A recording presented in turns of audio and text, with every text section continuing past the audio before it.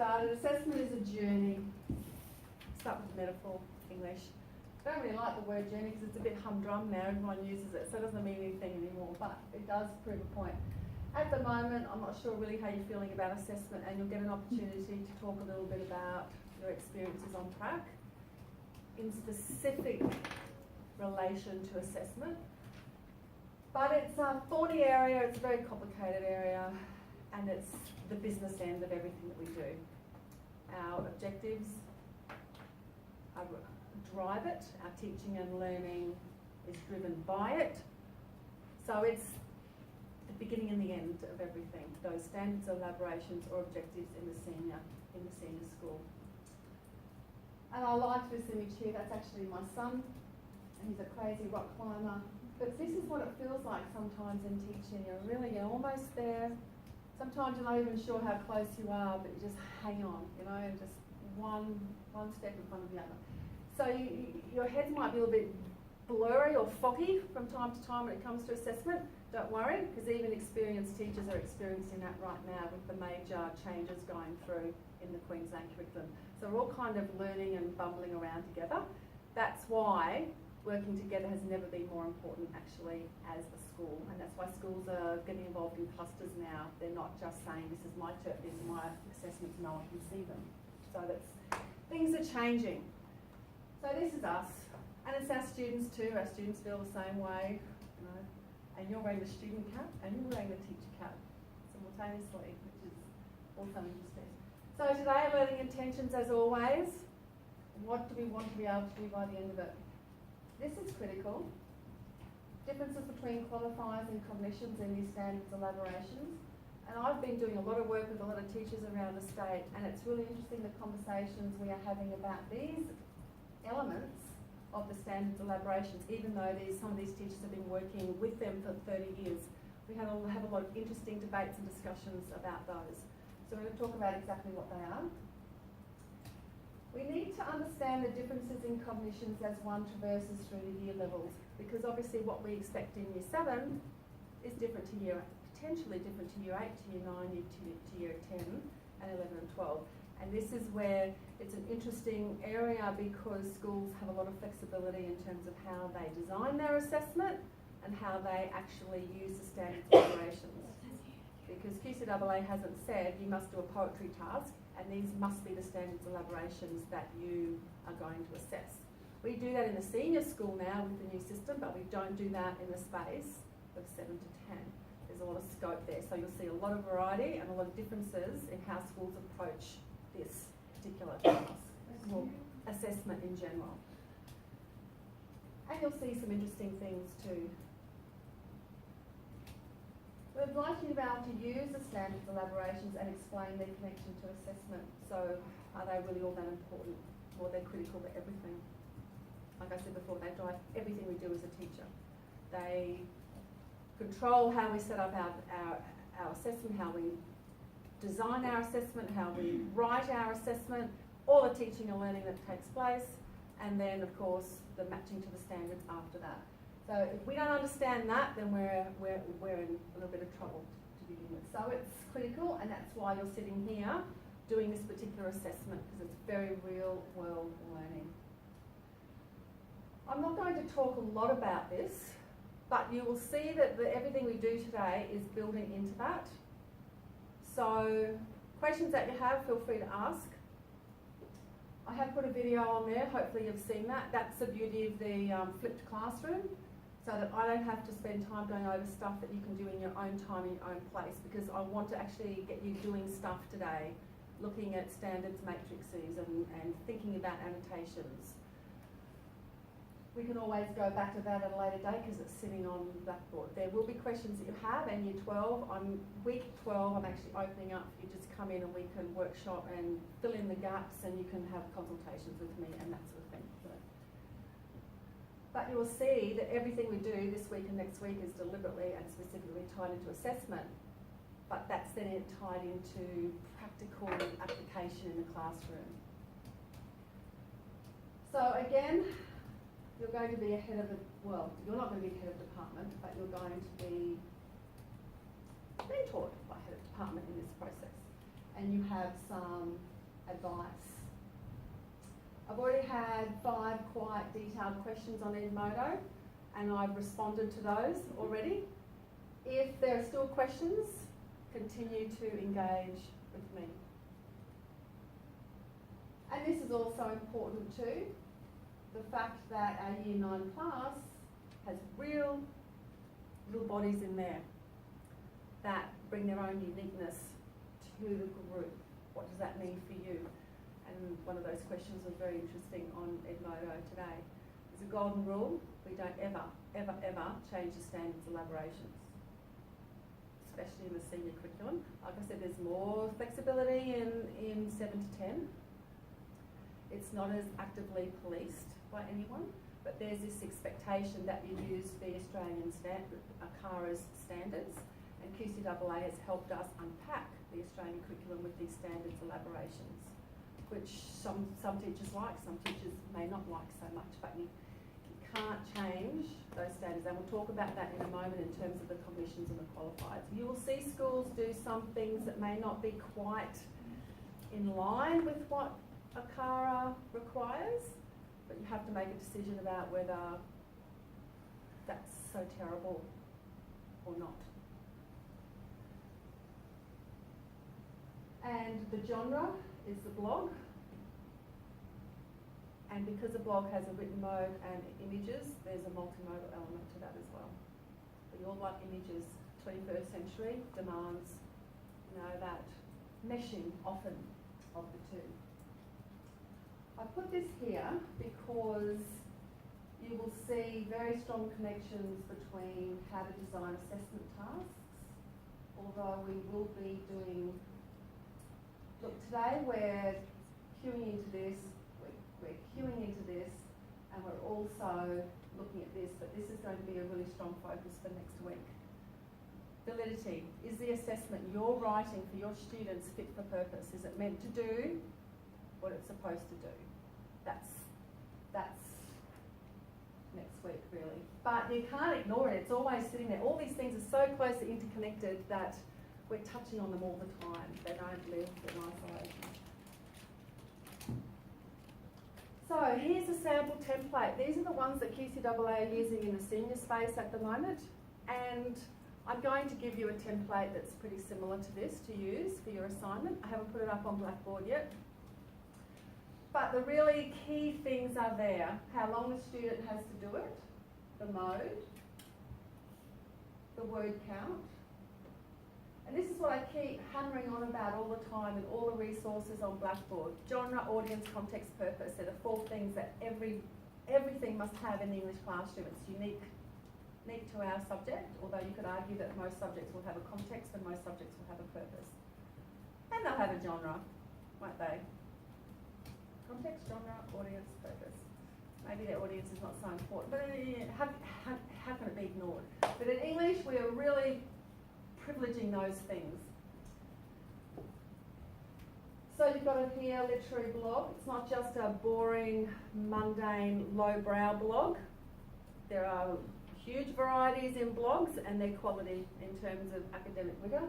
And we're seeing a lot more of this sort of thing start to come online rather than the old boring typical essay, although you have to be thinking to yourself, well, what's the structure of a blog? What is that?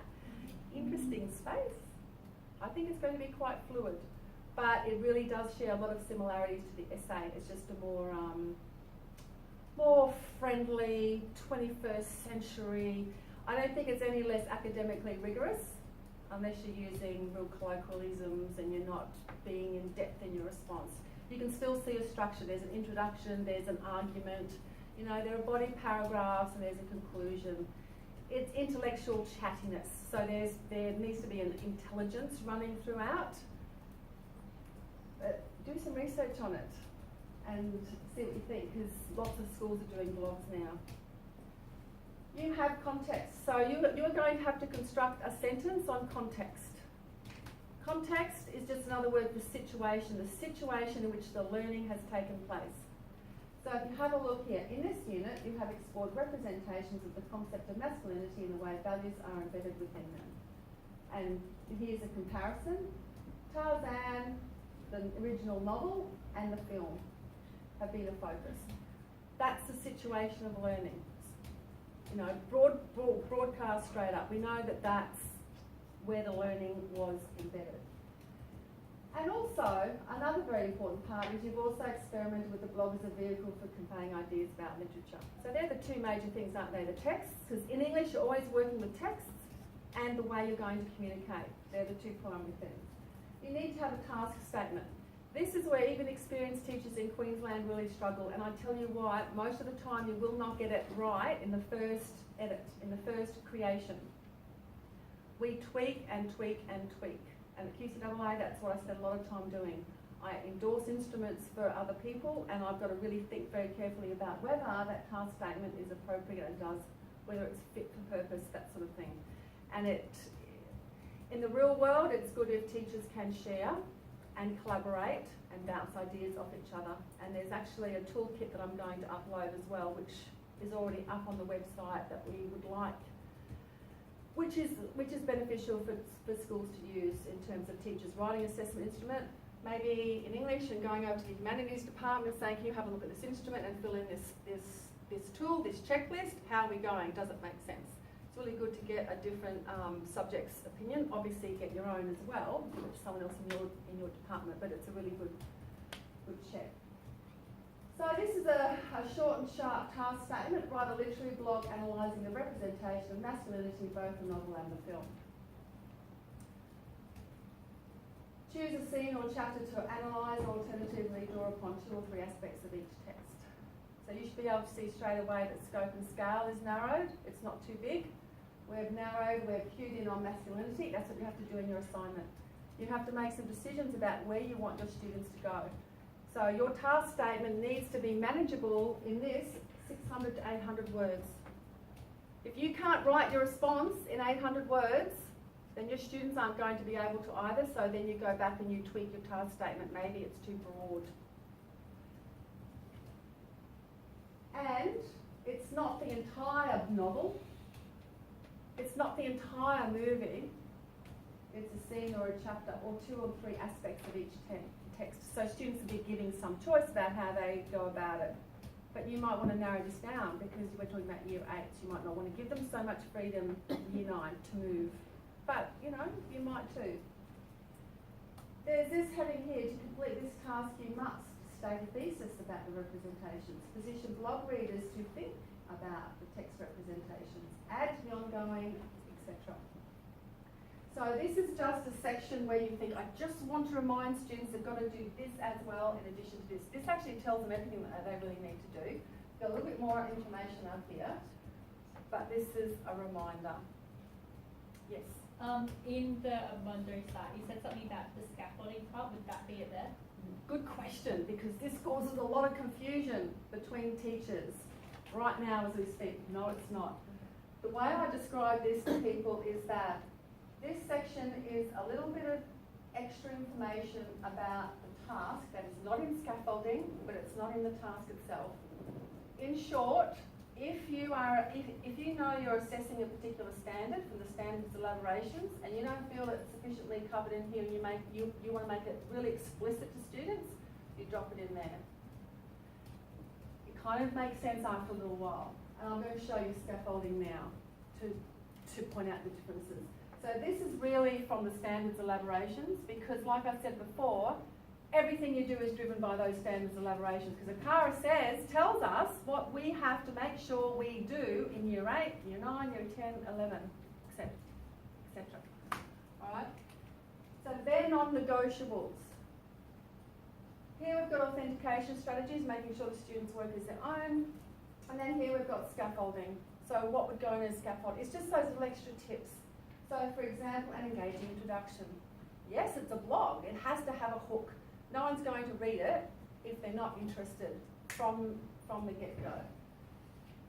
It's also linking to the thesis. Quotations and examples from both texts.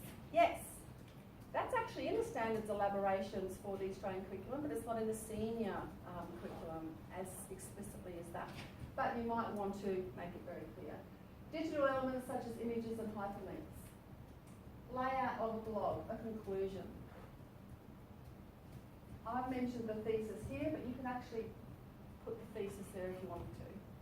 But it really depends. This is extra information to help students do it successfully without leading to a predetermined response. These are really, you can see how important that is. If a student reads that, and that, and that, they should be able to do the task. They don't technically need any of the other stuff, but we provide it because we genuinely care. So that's a sample template. Will you put that on Blackboard? Yeah, Thank you. I will.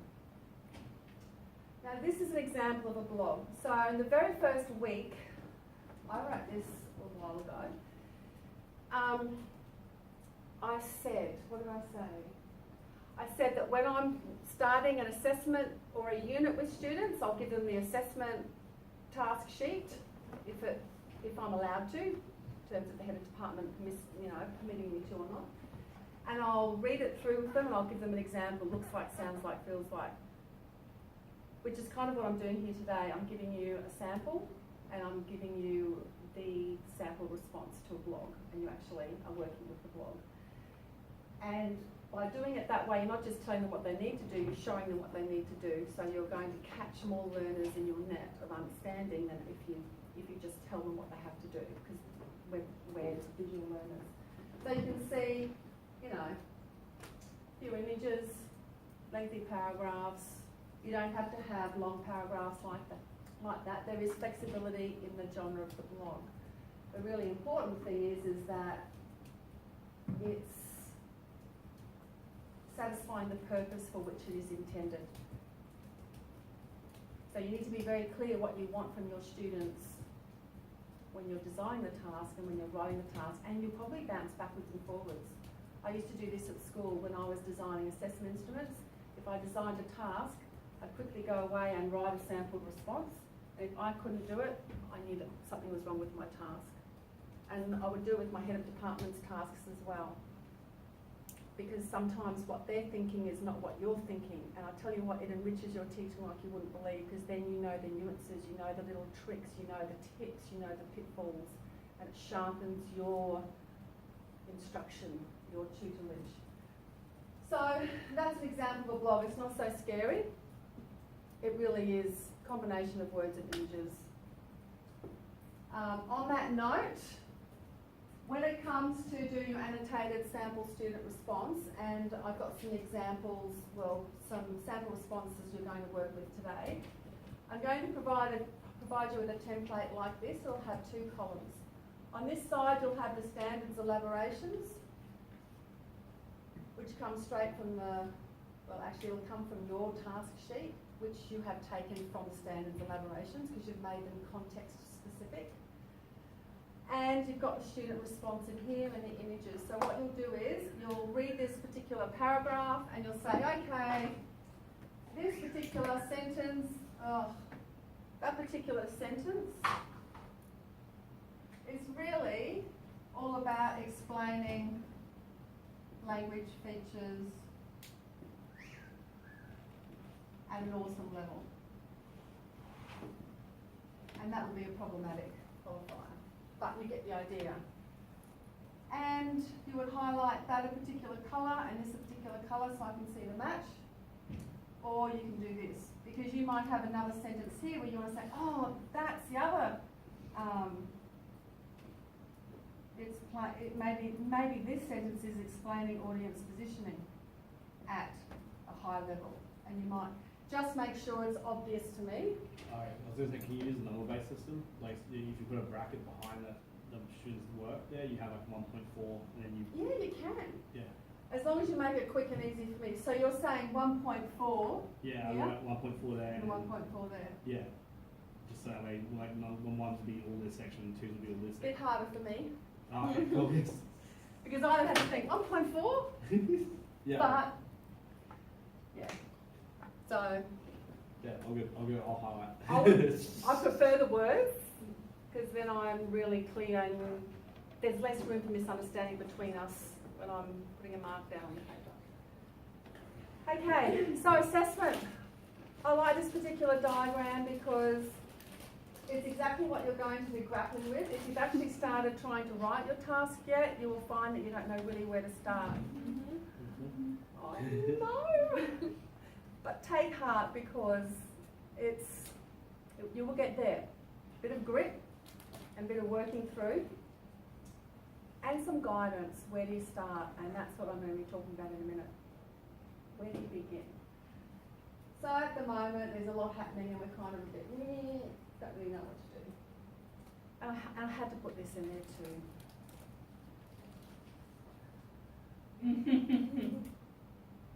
I actually really believe in external exams, but not everybody does. I think they serve a purpose, but that's not what we're here to debate today. But it's worth thinking because it's a controversial issue. It's coming our way, and we need to prepare our students from Year 7 to Year 10 to be ready for external assessment in Years 11 and Year 12. So it's a very strong connection. We can't put our heads in the sand and pretend it's not our space. It absolutely is our space. And teachers are very passionate about it. And so this is just a reminder that even if you don't like state exams like NAPLAN and all those externals, it's all about, at the end of the day, improving student learning. And like my husband always says, he's an engineer, he says if you don't measure it, how can you fix it? And I hold very true to that. And that's what quality assessment does. It does allow us to measure. And of course, all these components, teaching, assessing and reviewing are part of that. You go round and round in circles. So, right now, for 2 minutes, I'd like you to think quietly about these questions. What were some of your... I don't need to read it. Just a couple of minutes. And there's an Edmodo symbol here. So come in to think quietly. And then you share.